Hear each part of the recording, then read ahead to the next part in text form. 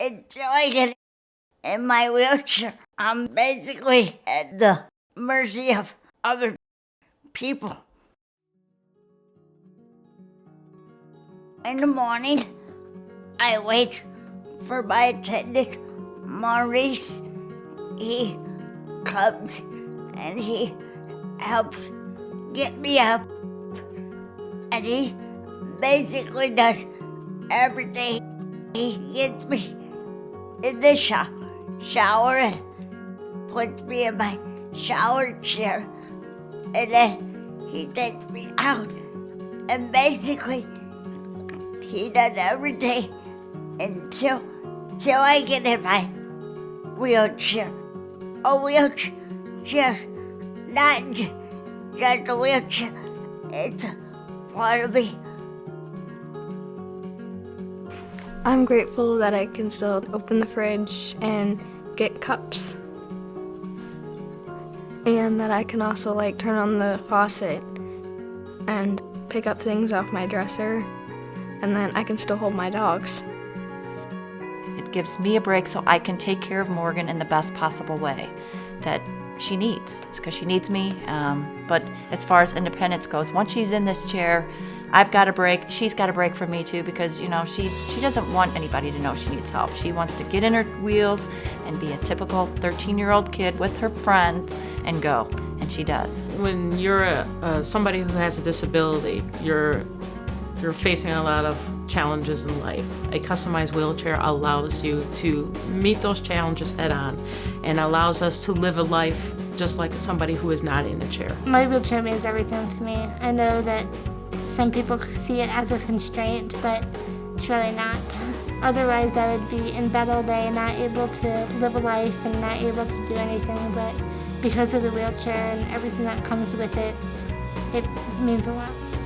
So my life would be nothing compared to what it is now without my chair. If I didn't have this chair, my life would not be the same because I use this for everything. I use it for school and home, and I feel normal when I'm in this chair.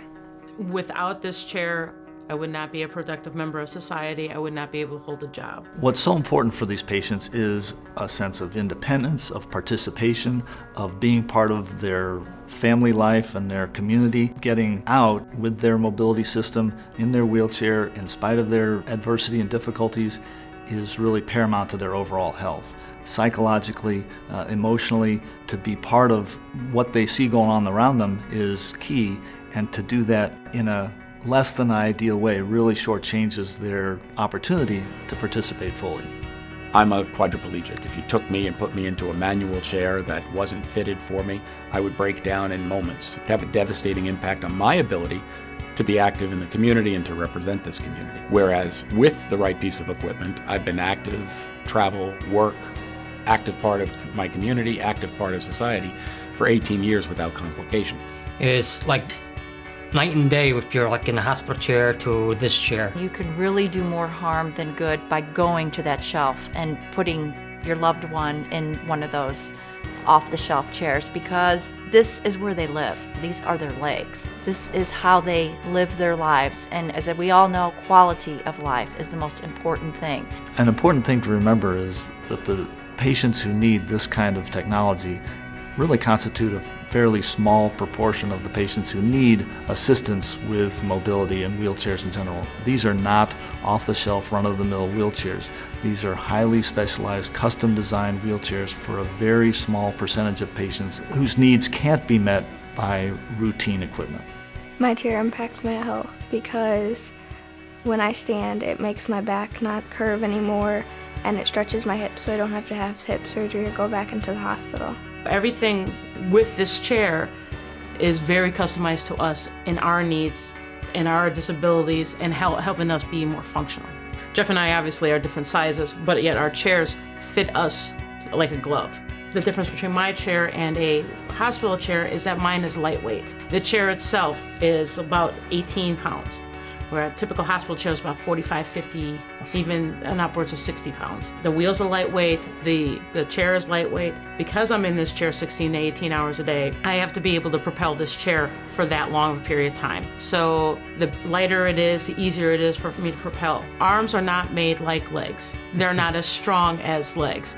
And we're asking our arms to do things that they were never ever meant to do. As I was growing, my scoliosis started to get a little bit worse, and I had to go from a typical chair to a custom chair because I was starting to get pressure sores as I was sitting. Those are really, really hard to heal, so it was completely necessary. My customized chair broke, so I had to go on with another chair that was not customized for myself, which caused me to have pressure sores, which put me in the hospital for 19 days, which cost $150,000. And now I'm going to therapy, which is $1,000 a day. It's such shame with the preventative stuff that's out there. An ounce of prevention is worth a pound of cure.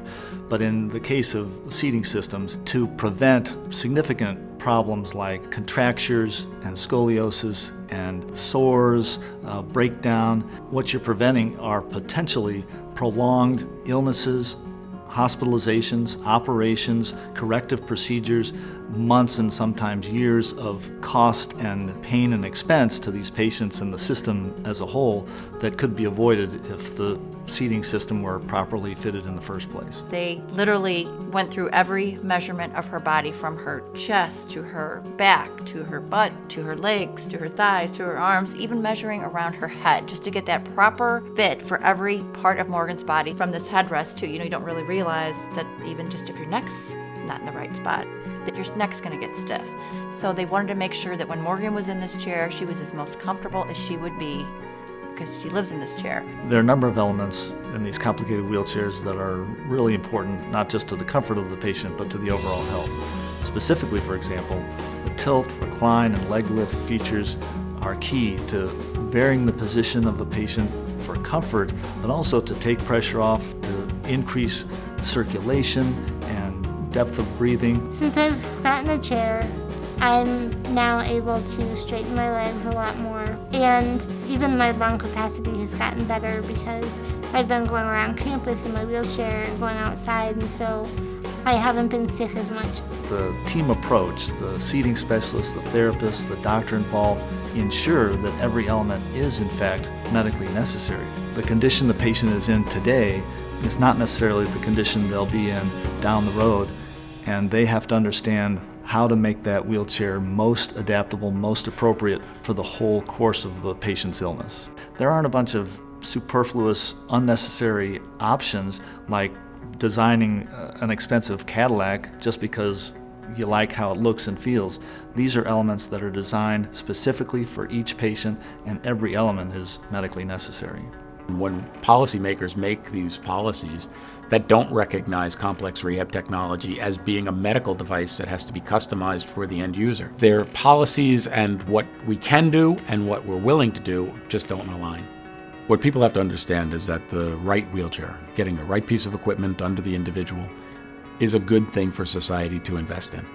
It's a good thing for the Medicare, Medicaid program to invest in. It's a good thing for a third-party payer to invest in. Because with the right piece of equipment, with somebody who's got a piece of equipment that they've been trained on and that allows them to get out into their community, it opens up tremendous amounts of discretionary income that they can spend now. It reduces costs for long-term care, and it's just a more dignified way that we should be treating American citizens. So as a mother's standpoint, I felt my daughter deserved the most comfortable quality for the rest of her days on this earth. This is where she lives, and I was not going to torture my daughter and let her sit in one position for the rest of her days. If we drive out competition, if it comes to the point that we don't have multiple options, or the clinician doesn't have multiple options about what's the most appropriate piece of equipment to put under an individual, and it simply becomes, we want to supply a wheelchair that has 4 wheels and our tilt and recline system, what's the best you can do for $2,500? That's going to come at the expense of the individuals. Having a wheelchair isn't a luxury, it's a necessity. And being able to get around yourself is not a luxury, it's a necessity. We're taking people, and what we're doing is we're locking them away and pushing away people with disabilities as though they don't have rights. The ADA says that we have rights, and all we're looking for is a piece of equipment that lets us exercise them. To wrap up, I'm very thankful for my wheelchair and for those who think wheelchair is just a wheelchair. I'm here to tell you that it's not. There are so many things that I'm able to do that I thank my wheelchair provider for, and all the people out there that help me get custom seating. They just help my life so much.